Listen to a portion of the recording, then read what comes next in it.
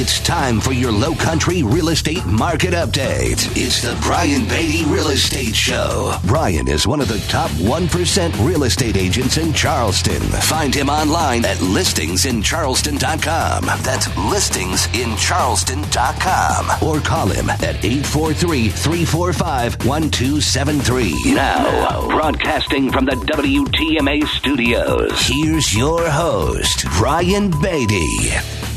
Good morning, Charleston, and welcome to another edition of the Brian Beatty Real Estate Show here on the Big Talker, 1250 WTMA and WTMA.com. I'm, of course, your host, Brian Beatty. 8 years I've been on this program, giving you my expert opinion and reviews of the real estate market, helping prepare you for buying, selling, and investing in real estate. So I share my experiences as somebody that's been in the top 1% of agents here in Charleston since 2009. We've represented over $500 million worth of real estate here locally.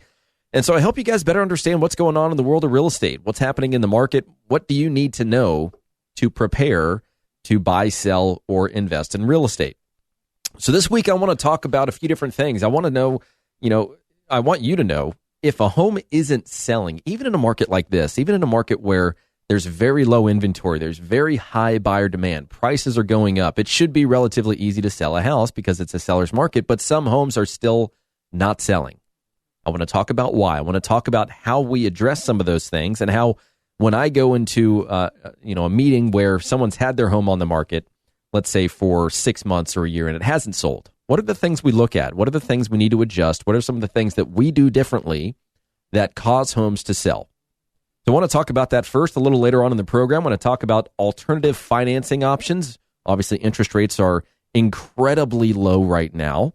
But if you can't get financing, what are some other methods that you can use to still get into home ownership?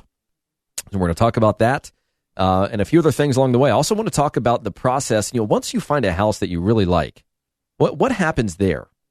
Well, how do we formulate the offer? Once an offer is accepted, what happens behind the scenes? What do those steps look like? I want to talk about that as well. So all that coming up over the next hour on the Brian Beatty Real Estate Show. Now, if you want to reach out to me personally and talk about your interest in buying, selling, or investing in real estate, you want to work with myself or my real estate team, then you can visit us online. Listingsincharleston.com is our website. That's listingsincharleston.com. You can learn more about who we are and what we do to sell properties. You can search the MLS, find out how much your home is worth. You can get an instant offer, learn more about our Renovate to Sell program, some of the other incentives we offer. And of course, you can listen to every show we've done on this program. Listingsincharleston.com. You can also find us on Spotify, Google Play, iTunes, all that fun stuff. And of course, YouTube as well. We've got hundreds of videos on YouTube for you guys to look at if you're curious about a specific thing relative to real estate. Or of course, you can just give me a call or text me, 843-400-8009. That's 843-400-8009. So let's jump right into it, shall we? Let's talk about what happens when a house doesn't sell, even in a market like this. We've talked a lot over the past several months, really actually the past several years, about how we've been in a seller's market. Inventory continues to go down. Demand continues to increase. Affordability has been affected because pricing has gone up. I mean, if you look at year to date, at least at the end of July, we don't quite have August's numbers yet. That will come out next week. But year to date, we're up 5%. Market wide. Inventory is now, every time I check the MLS, we're harboring somewhere around 3,500 properties available for sale. Just as an, by the way, in July of last year, we had 6,300 homes available for sale. We're literally like half of what we had this time last year. And closings are going up, and the number of properties going under contract is up. It's up about 15%. So you would think that, hey, in this type of market, it should be pretty easy to sell a house. Well, in some instances, you're exactly right. It is. Some of these homes will sell themselves. It depends on several things. And so I want to go through these different things, and then I want to talk about some of the mistakes that I see happening, even in a market like this, that cause a home not to sell. And then what do we do when we walk into one of these situations? Because, and let me give you a little bit of a backstory here. Over 60% of the listings that my team and I sell were previously on the market with another real estate agent before we are hired to get the job done. So this is not a new conversation to us. This is actually the majority of what we do is we sell properties that didn't sell the first time around. So when we look at these properties, we're looking at a few different things. And there's really kind of four main categories here that we'll look at. We're going to look at price. We're going to look at condition. We're going to look at how the property was marketed, or in some instances, not marketed. And we're going to look at your level of motivation. And do those things all line up? Is there alignment in all four of those different areas that will then ultimately cause that home to sell? And then, of course, we compare that to the competition, what's sold recently, what's under contract, so that we can gauge what other buyers have been willing to pay for similar properties. So when we look at a property, let's kind of work in reverse order here. So price, condition, marketing, motivation. So let's start with motivation. So we have a lot of folks right now that would like to sell. They would like to move. They've spent more time in their house than they have in years. And for a lot of them, they're just realizing that, hey, this space doesn't work that well for us. In reality, we'd like to have something different. Now, we don't have to have something different. We can make things work, but we would really like to make a change. And with interest rates being as low as they are, it's a good time to consider doing that. Just the cost of borrowing money, the payment associated with that new property, even with prices having gone up really for the past 8 years, generally speaking, things are fairly affordable. So when we look at motivation, we have a lot of people that say, look, I'd like to sell, I'd like to buy, but I don't have to. There's nothing pushing me out the door. Of course, you'll have people that need to move for job relocations or divorce, or there are a myriad of issues that cause a home to need to be sold. But I think a good majority of people are just in that we would like to, we don't have to category. And so that also brings up, hey, if we're going to sell our home and buy another, then we're going to need to sell this one before we buy another. And we talked, I think, last show about just the process of selling a home and buying another. You can visit our website again, listingsincharleston.com, and it's got all kinds of great information there on that process and really just anything you want to know real estate related. We've got, hundreds and hundreds of shows and videos on really any topic that you'd want to know more information on about the real estate process. But let's start with motivation again. So for the folks that say, I don't really have to sell my house, what that usually means, if you read between the lines, is, hey, because I don't have to sell my house, I'm going to want a really good price for it. I'm not going to, quote unquote, give the house away. It's something we hear all the time. You spend enough time in real estate and you hear people say, I'm not going to give my house away. Well, I've never asked anybody to give their house away.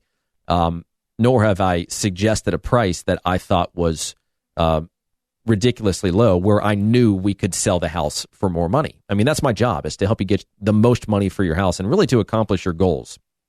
Not everybody wants to sell in a week or less. Some people are perfectly fine with waiting to get the price that they need. And if that takes 2, 3, 4, 5, 6 months, then that's okay. Again, it's our job to listen and to understand what you want to accomplish and then craft a plan around that, so long as we feel that plan is actually going to come to fruition. It's actually going to work. And one of the main issues that I see right now is that because people say, well, hey, I don't have to sell, why don't we start our price here? They end up staying there. And then as a result, they end up staying on the market. They're not positioned correctly. Because the agent knows that it's overpriced and it probably won't sell, their effort doesn't match the motivation of somebody that would like to sell. And then as a result of that, they're not investing their time, energy, or resources into marketing the property to bring you a buyer.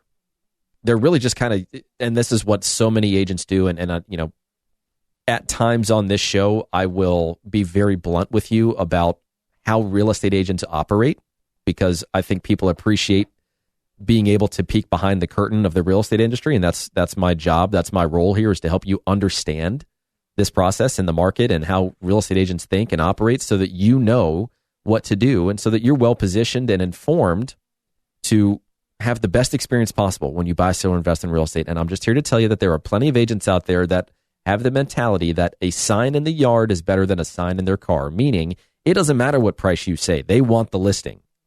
because they know that even if that house doesn't sell, that they're still going to get something from it. They're still going to be able to leverage that opportunity to maybe get more listings in the neighborhood, or they're going to just leverage your house to get buyer leads, and they'll go and they'll sell them something, and they know that your house isn't going to sell, and that's okay for them.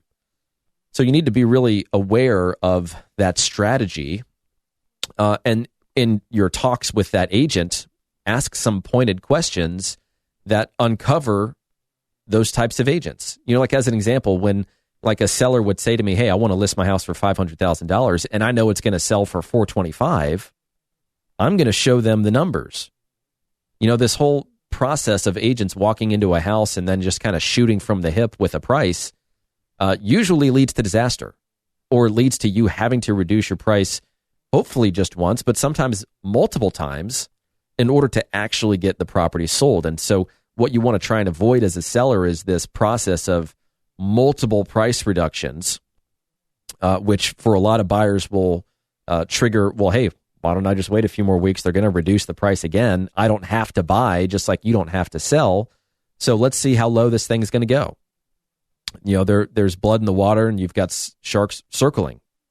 Now, that's not always the case. And if our home is overpriced, or if we're consistently getting feedback that says, hey, you know what, I like the house, but just not at that price, then yes, we should take that into consideration. We should consider making an adjustment to be one of the homes that the buyer actually makes an offer on, rather than using the house essentially as a way to make other listings look better.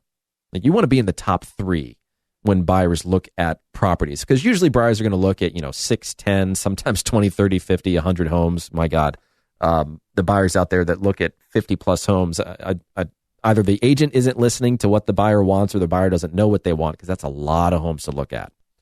But generally speaking, buyers are going to look at 5 to 10 homes. You want to be in the top 3, which means you need to be positioned well, you need to be in good condition, you need to be marketed well, and all of that revolves around your motivation. If you're just straight up not interested in selling your house, and the condition of your home reflects that, and the price of your home reflects that, there is only so much that marketing can do.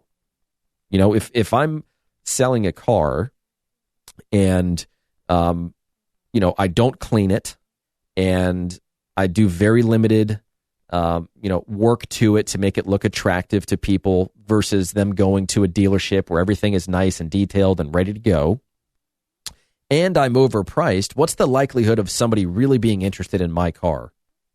Well, if you take that same concept and you apply it to real estate, what a lot of sellers will say is, well, hey, just make me an offer. But in reality, you haven't whet their appetite enough to have them make an offer, unless you have a house that really is unique or special and in an area that people really want to be in and there's hardly anything else available. So when we come back, I'm going to stay on this topic for quite a while, because I want to talk about marketing. I want to talk about pricing strategy. I want to talk about some of the things that we're doing from a condition perspective to help people, and all that and more as the Brian Beatty Real Estate Show continues. Now, again, if you want to reach out to me and talk more about your interest in selling a house, gain an understanding of that process, feel free to give me a call, 843-400-8009. That's 400-8009. Or go to listingsincharleston.com. That's listingsincharleston.com. Stick around, folks. We'll be right back. Visit Brian Beatty's website at listingsincharleston.com. The Brian Beatty Real Estate Show continues next on The Big Talker, 1250 WTMA. 1250 WTMA, The Big Talker. Now, the Brian Beatty Real Estate Show continues on Charleston's Big Talker, 1250 WTMA. Welcome back, folks, as the Brian Beatty Real Estate Show continues here on the Big Talker, 1250 WTMA and WTMA.com. I'm your host, Brian Beatty. We're talking about what happens when a house goes on the market and it doesn't sell. What causes that? What can we do differently to cause one of those homes that's been on the market for 6 months, 12 months, sometimes years, and actually get a deal done, actually sell it without just dropping the price drastically? Because that's, I think so many people automatically go to, oh, well, you must have really reduced the price. In many instances, no, we don't. We don't need to. It was an issue of positioning. It was an issue of marketing. It was an issue of the agent really just not doing much of anything. And that's what you get so much in a market where new agents are being added to the roster faster than the real estate commission can keep pace. It literally, from the time that you take your 60-hour course until the time that you take your test, from that moment, it's taking about 3 months for agents to get licensed. That usually is a few-week process. They are so understaffed and oversaturated with people that want to be real estate agents that is just creating this huge backlog for the South Carolina Real Estate Commission. But for the consumers out there, for the people that want to buy, sell, or invest in real estate, every time we add one of these agents that does a deal or two with a friend or neighbor or someone to go to church with or someone at work, a lot of these folks have full-time jobs and they're just using their real estate license to maybe help somebody they know buy, sell, or invest in real estate. Now, granted, you as a consumer, yeah, you have a relationship with that person. You know them already. But are they offering you the best? Are they giving you your best chance at selling for the most amount of money in the quickest amount of time with the least amount of stress?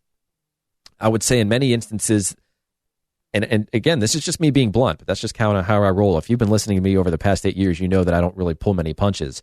There is no way a part-time agent can even come close to comparing to what my real estate team does when we list and sell properties. It's night and day.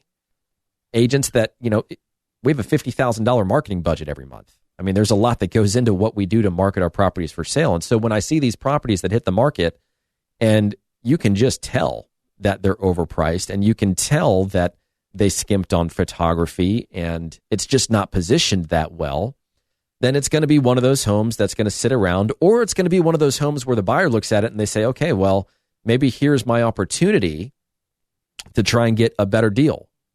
The more professional your home looks and the more professionally it's presented, and when you're working with a high caliber agent, you're hedged against those people that try to pull the wool over your eyes or over your agent's eyes.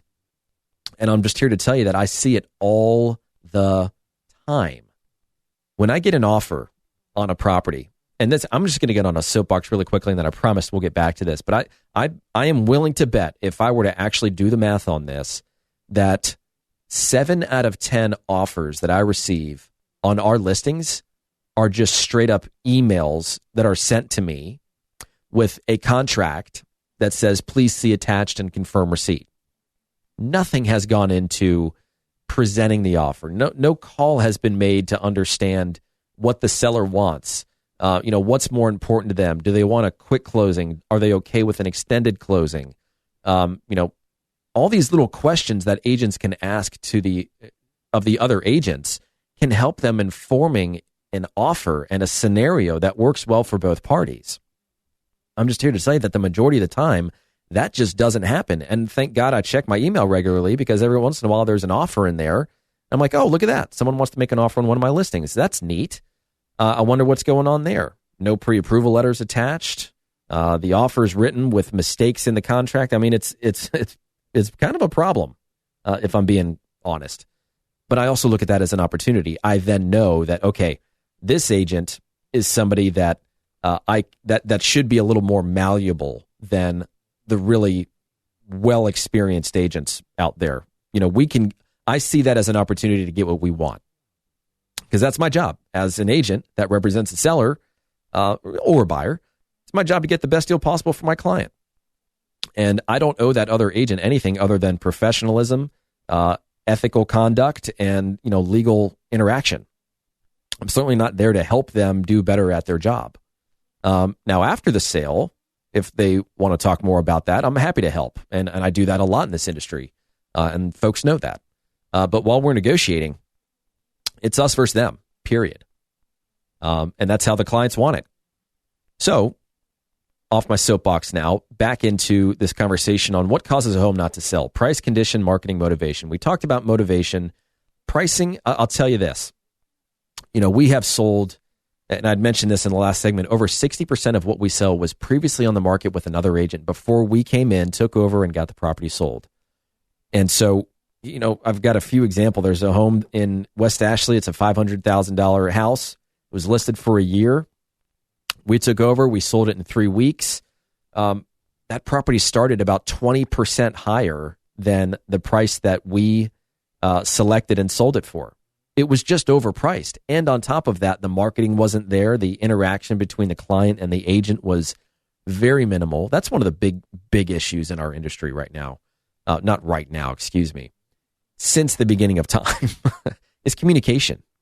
Man, agents and their clients just don't talk enough.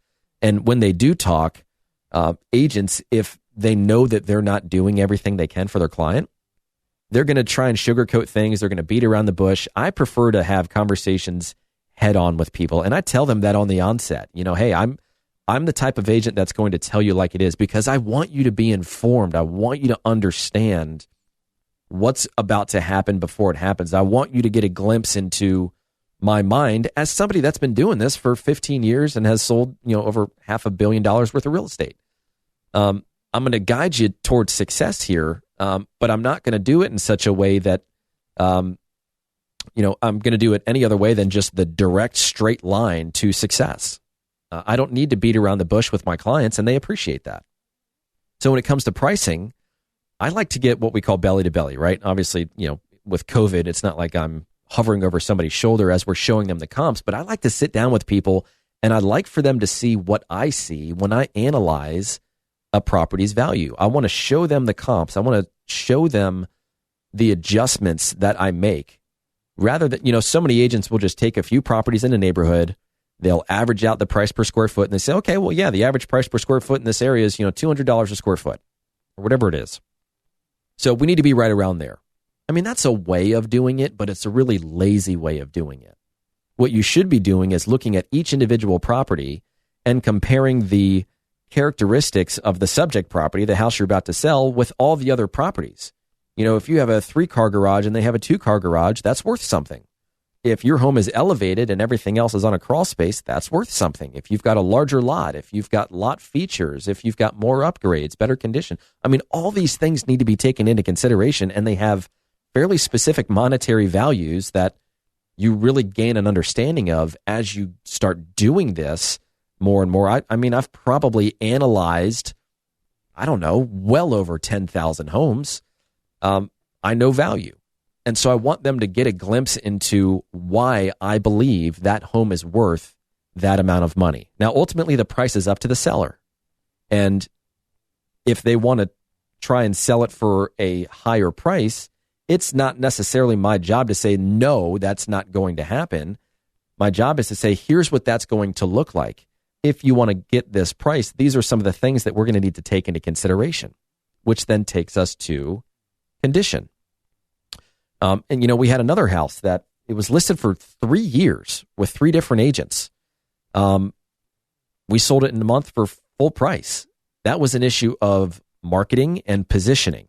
We had another one in the same neighborhood, was on the market for 90 days, didn't sell. It was 10% overpriced. We saw that. We made the adjustment. We went straight at it, meaning we listed the property for what we thought it was worth. Boom, got an offer almost immediately, and they're closed and they're moved on, and they get to start the next chapter of their lives. And so what's really working right now, especially in this market, which you would think as a seller with very low inventory, very little competition, that it gives you the ability to push the envelope on pricing, to overprice the property, especially in an environment where prices are going up.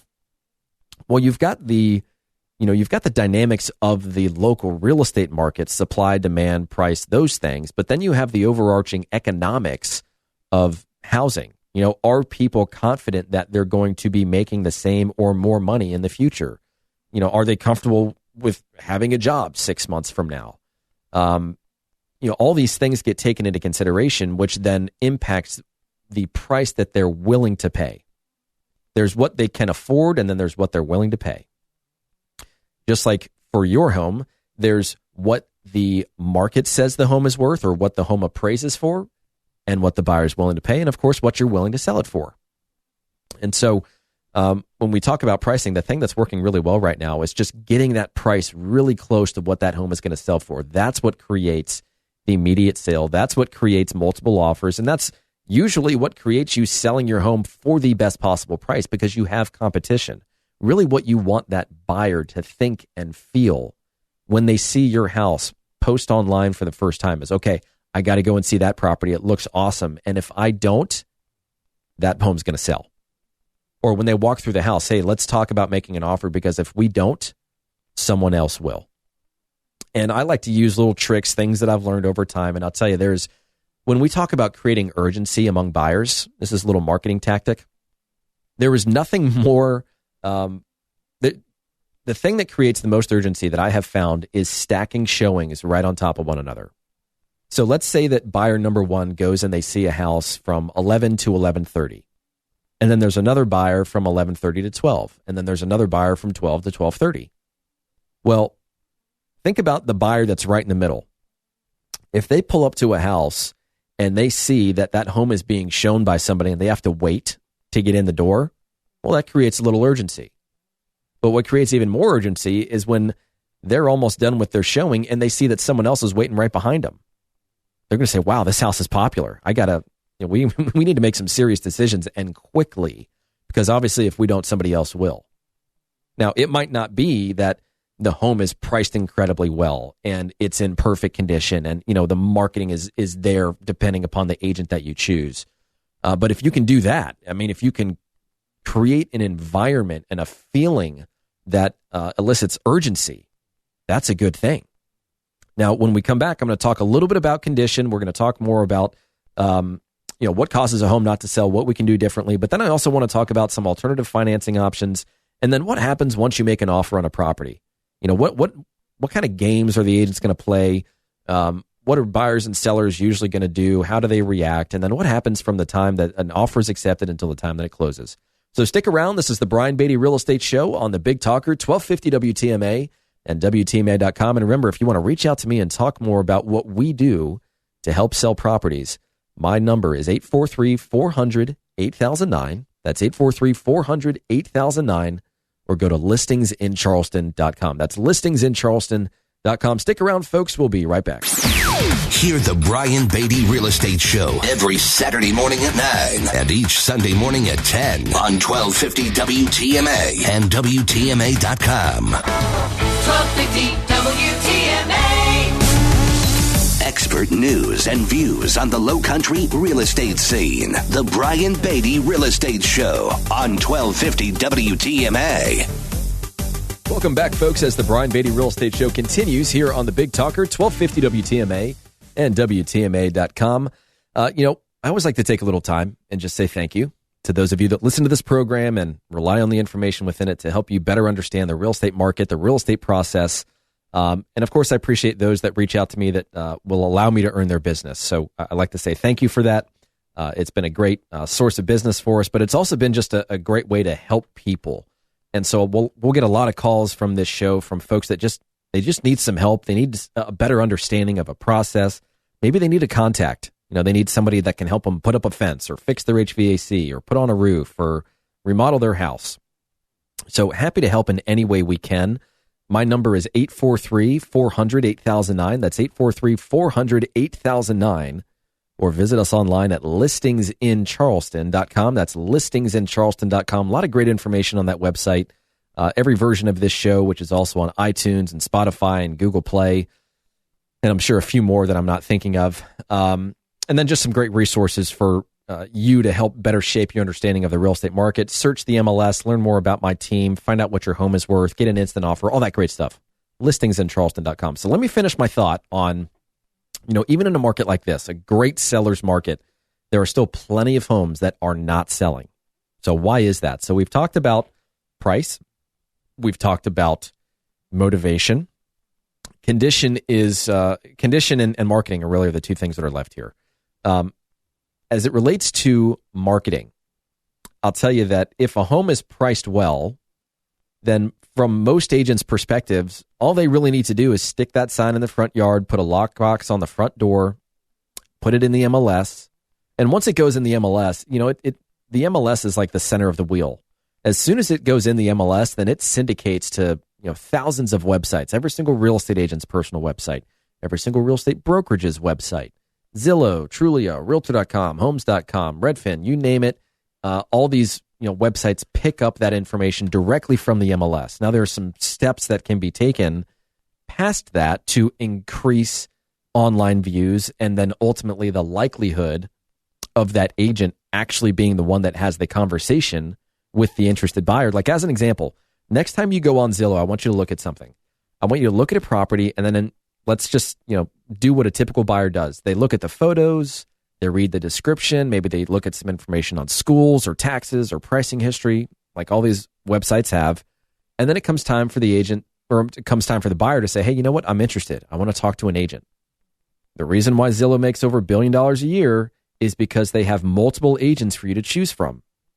One of them is going to be the listing agent, and then there are going to be about 3 others that are paying to appear on listings in that particular zip code. Now, several years ago, Zillow said, hey, you know what? If you pay us even more money on a monthly basis, we'll let you be the only agent on your listing. And I said, yes, absolutely. Sign me up. I don't want all these other agents that don't know anything about my listing getting a call from a buyer that's interested. They can't answer the questions. They don't know anything about it. And I don't want that agent taking that buyer from my listing and promoting one of their listings.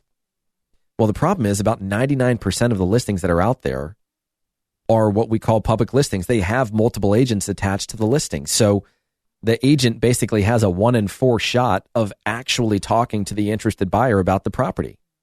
All the other agents they're going to talk to, they don't know anything about the property at all. They're just appearing on that listing because they paid to be there. So several years ago when Zillow said, hey, if you pay us even more money, you can be the only agent on your listing, I signed up immediately. And then a little while later, they said, actually, you know what? We're gonna not offer that anymore. Sorry. But you know what? If you've been paying for it and you continue to pay for it and you don't reduce the amount of money that you pay us on a monthly basis in the form of ad spend, then you can keep it. So I still have it. And I'm one of, I don't know, maybe 10 agents out of 7,000 in Charleston that can guarantee that when someone's interested in one of my properties, we are the only agent they have the ability to contact. That is huge for us. And so when we talk about marketing, there are 2 different main things that I want to help you wrap your head around. Number one, I could pay for all the marketing in the world, but if I don't have an effective way of controlling the flow of information and controlling the communication between that buyer and me and my real estate team, then we are losing opportunities because they're talking to other agents that don't know anything about your listing, period. So it's you have to have that net that catches the buyers. Otherwise, they start slipping through and, they talk to another agent and you no longer have control over the ability to convert that person into a buyer for your listing. So that's number one. And then number 2 is, almost everything real estate agents do is reactive in nature. They put it on these websites and they hope that somebody goes to that website in and of their own accord and sees that listing and inquires about it. And then from there, of course, they have to hope that they're one of the 4 people that buyer actually calls. The conversion process for leads in real estate is very messy unless you have the budget and the understanding of how to increase that conversion. And thankfully we do. The other thing here is so little of what agents do revolve around proactively targeting buyers. Because the sellers, they always ask, what are you going to do to find buyers for my house specifically? What are you going to do? And agents have obviously gotten really good at presenting things and pitching their services. And so it's really just the same thing reworded based on how they've worked on their presentation, but it's all the same thing. It's just, hey, they're going to go on these websites. It's going to go on the MLS. Yeah, we'll do an open house. Sure. Maybe we'll put something on our business Facebook page, which, hey, we've got 400 people that follow us. So that's what these agents are saying. It's really just, it's not targeted at all. You're not going out into the world and finding people for your listing based on online behavior and demographics. And so 2 years ago, we said, you know what, this has got to change for us. And so we are a very tech-savvy real estate company. And the agents that are on our team are very tech-savvy. We use technology to our advantage. Yes, it makes our lives easier, but it also makes our marketing way more targeted. I literally have the ability for every single listing that we take to ask the question, who do I think the type of buyer for this home would be? Is it a first-time home buyer? Is it somebody that is a new parent, a great family? Is it somebody that's an empty nester that wants to downsize? Is this a second home? Is this a military buyer? All these different folks have specific demographic profiles, and they have specific online behavior. And because everything we do online is tracked, I have the ability now, I've had it for 2 years, to be able to say, okay, these people, I think, represent the buyers for your house. Here's how we're going to specifically target them. Here's what the ad campaigns are going to look like. Here's how we're going to change those ad campaigns over time. And the amount of online traffic that we now have the ability to generate on our listings, our ability to go out into the world and to proactively find those people that are clearly interested in real estate in your area, in your price range, that are exhibiting behavior online that lead us to believe they're preparing to buy a house, and we place ads in front of them. I mean, that has been a total game changer. And as of right now, we're the only team that I know of that's doing this at a high level. I'm sure there are other people that are doing versions of it. We've got it really well dialed in. I'm sure other people will catch up at some point soon.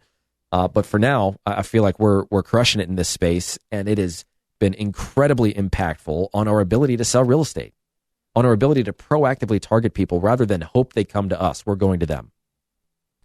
Last thing I want to talk about really quickly is just condition. When we look at properties, first of all, let me just say this. If you're thinking about selling your house and you have some things you need to do to your property beforehand, please call us first. So many times we'll walk through a house and the seller's already done the things that they thought they needed to do, some of which, yes, they did need to do, and it's going to be helpful in getting the home sold and sold for more money or sold faster. But there are still plenty of opportunities for you to have saved money or saved time through that process.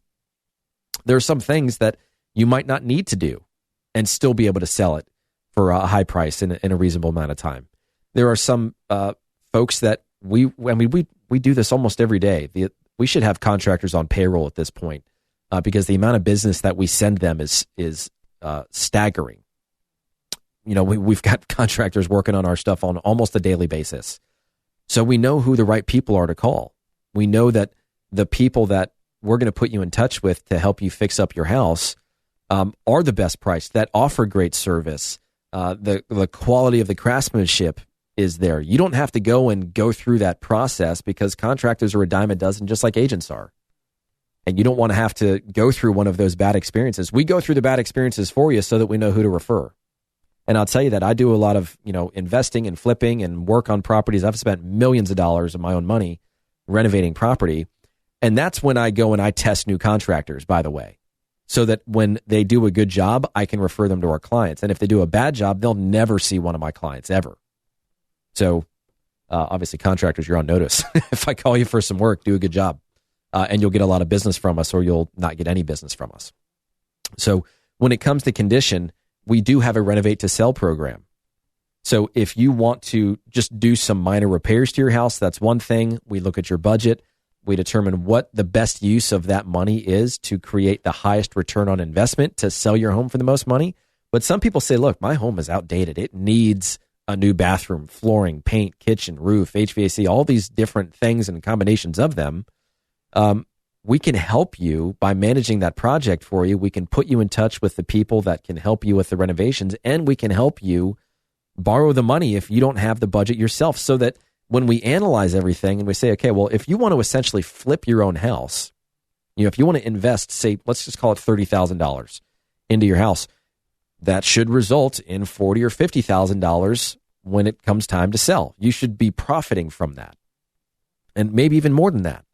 Obviously, if we don't feel that the profit is there, then we're not going to have you go through that process because it's just kind of an exercise in futility. Let's just sell it as is and move on with our lives. But more often than not, when you choose to renovate a property and invest some time, energy, and resources into making it look better, it will sell for more money and there will be profit associated with it. And that's what we do with a lot of folks. We just analyze that. We go through that process and we say, all right, if you're willing to do these things, here's how much it's going to cost. And here's what that home is going to be worth, and here's what your net profit looks like as a result of that. So if you're one of those owners that's in that position right now where you need to do some stuff to your home, you just aren't really sure what to do, give me a call. I'm happy to walk you through that process, show you where some of these opportunities are, and analyze everything so that you know what the financial decision looks like. So feel free to give me a call, 843-400-8009. That's 843-400-8009. Or go to our website, listingsincharleston.com. That's listingsincharleston.com. Stick around, folks, for the last few minutes of the Brian Beatty Real Estate Show here on the Big Talker, 1250 WTMA and WTMA.com.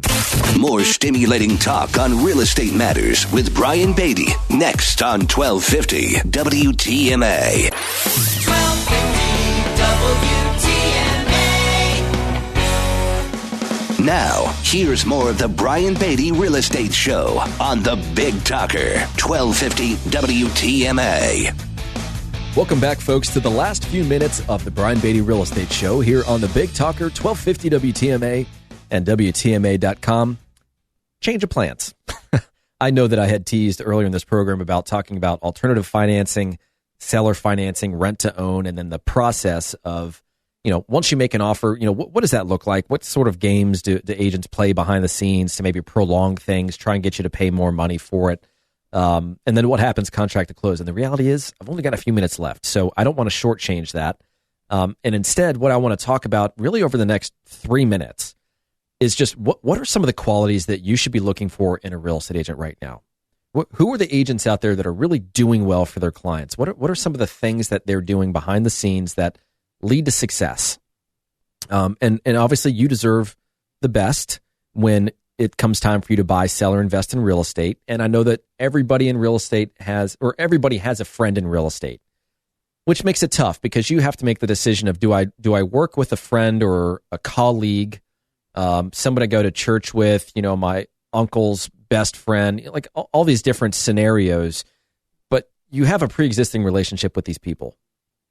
My suggestion, which I tell folks all the time, is give them a fair shot if you truly want to work with them, but also interview somebody else. You have to have an understanding of, two different perspectives. How do you know that the agent that you're working with is the best person for you?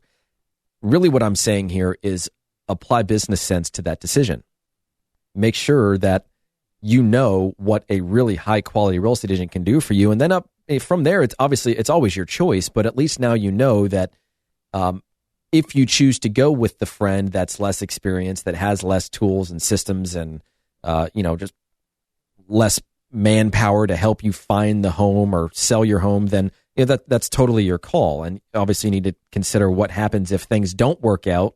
How's that going to impact your relationship? Or is it easier to just work with somebody that you don't have a relationship with so that you don't have any fear of ruffling their feathers? So if you're going to work with a real estate agent in this market, you have to, in my opinion, look for somebody that's full-time. Look for somebody that is doing at least 2 deals a month because they're going to have a true pulse of the market. They're going to understand how to win for their clients. Communication for me is just such a big deal. You have to work with people that are willing to answer the phone when you call or call you right back or respond to texts. And I know there are plenty of agents out there that are just tired. They're burned out right now. I think probably 75% of the contracts that I negotiate are done at 7:30, 8 o'clock at night, because that's just when people are available. So you have to look for people that are flexible with their schedule.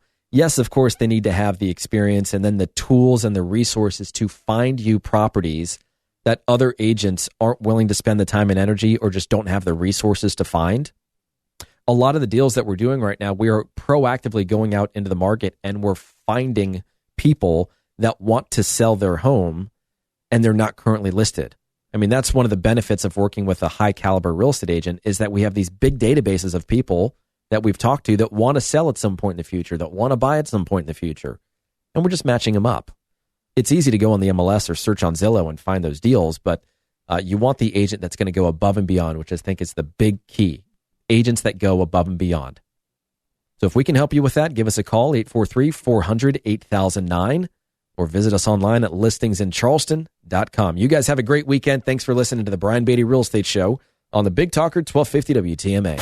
Join us for another edition of the Brian Beatty Real Estate Show next Saturday morning at 9 and Sunday morning at 10. Contact Brian Beatty online at listingsincharleston.com. That's listingsincharleston.com. Or call him at 843-345-1273. 843-345-1273.